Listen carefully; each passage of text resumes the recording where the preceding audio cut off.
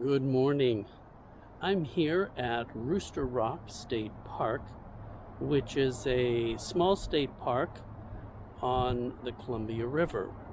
Behind me you can see the Columbia, and this river separates the states of Washington and Oregon.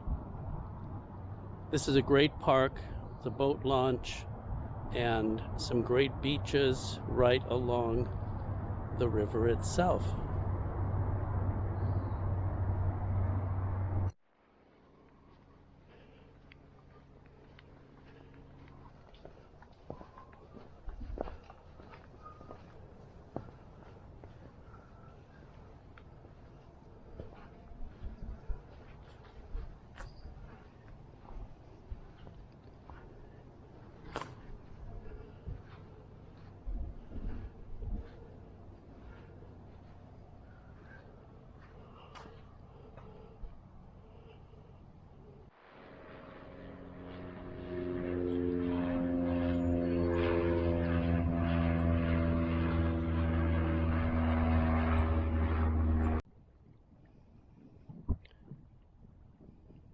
The beavers also like to make their dams along the edge of the river.